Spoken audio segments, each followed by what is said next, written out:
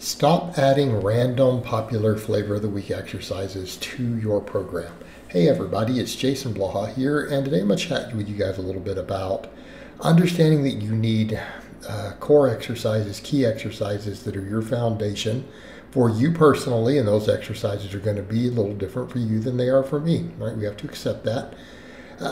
And why we shouldn't be adding random things to our program. And in other words, doing an exercise just because it looks fun or it looks cool without fully understanding why you're doing it, how it fits in your program, it's just silly, and it's probably ineffective, and it may be for many people one thing that holds you back.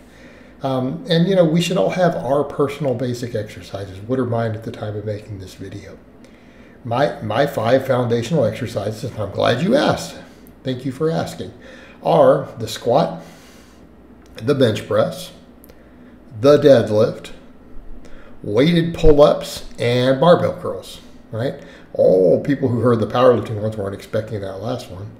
Oh, they're like, oh, that sounds like some powerlifting stuff. Then I get to curls, barbell curls, right? Those are my 5 basic exercises. 3 of them are there obviously because of my powerlifting background. The other ones are there to address some of my personal weak links in muscle balance, right? I need more arm. Everybody knows this. So guess what? Curls are one of my foundational cornerstone exercises because I need them. And because my arms are my worst muscle group in general, right? Historically, it makes sense to say, yep, we're going to keep that in there. That's really important for my training. And it means that my bases are covered. So what we mean is that, you know, instead of trying to throw everything in the kitchen sink in, we should all have a handful of exercises. I like about 5. 5 exercises that if you say, if my time gets short, my recovery gets short, I can't get anything else done this week, as long as I do these 5 exercises this week and push them hard, you know, for whatever volume I can get away with, as long as I do those 5, I'm going to be okay because all of my bases are covered. Particularly if one of those really addresses your biggest weak links seriously, which in my case it does, you are golden because all of your bases were covered. If you picked exercises carefully, probably every muscle in your body got worked to some extent. And you know your weak links got worked. That's a great way to look at training. And you say, this is my basic exercises. And then as long as you get those done, you're good. Even let's say you get the craziest, most ridiculous month and your training is limited. But you come in and you work your main exercises, the ones that you know you need, not what you want to do, but what you know you need to do for your progress, right? You're good. And notice what I pick here. Notice in this case it's kind of a high bar squat there. Notice the benching is flat back with a real wide grip. Wide, make sure my chest gets built. All right? A lot of these guys, they want to cheat through and their benching is questionable. Not mine there. It's like, no, guys. Doing my rep work with 275 with ultra wide grip, flat back, pausing everything. No butt coming off the bench. Coming in, we're lifting correctly. Let's lift correctly.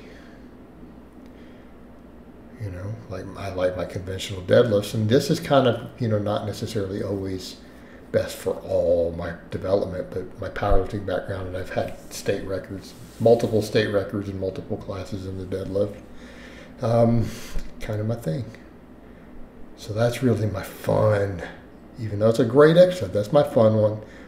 But then those curls get thrown in there because they really address my weak link. So that's got to be done. It has to be done. Not what I want to do, it's what I have to do. All right. For someone else, it might be different. Maybe curls are what they want to do, but they know the squat or the deadlift is what they have to do. Might be reversed for you. That's okay. That's what I have in there. And then everything else that you put in, because if we're going to look at it and say, we know that we can make progress off of whatever our 5 are, and if we just train those really hard, we'll be good. So what does that mean about everything else? So you should probably be in there for a reason then, right? Because we're not really trying to live in the gym. We don't want to do everything. Comes a point where you get sick of that, guys. Guys are like, I want to do this for hours. No, you don't. For now, when you start making this a way of life that you do for 10 years, 20 years, your outlook's going to change on that. But you just come back over to the point. Everything else that you put in there should be there for a reason. Do you have a glute bridge or hip thrust in there? Why?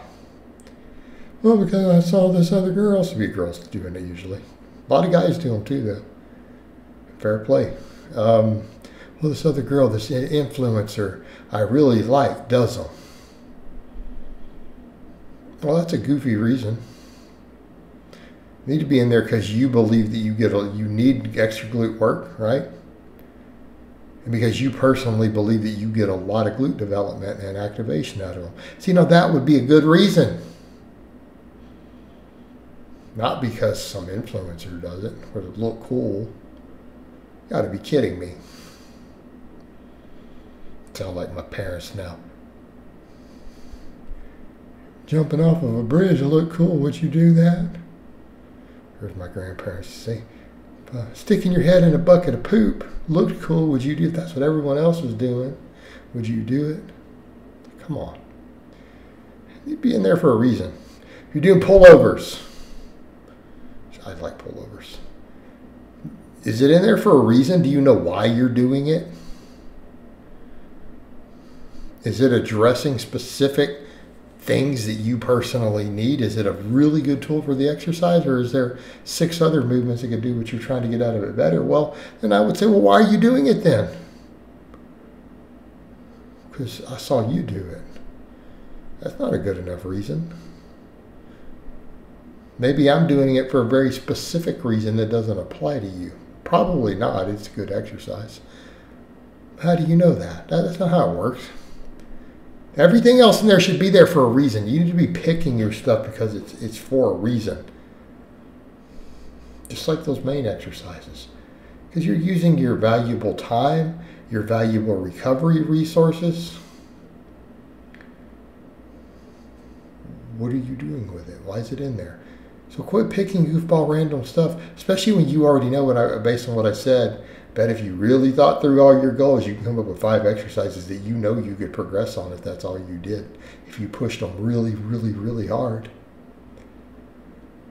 So if once you realize that, then common sense would also dictate, I should probably have stuff in here for a reason, not just because everyone says to do it, or because it's cool, or it's trendy, it's popular.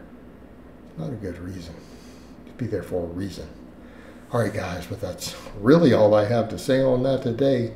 I hope it's been informative, and I will talk to you guys and gals next time.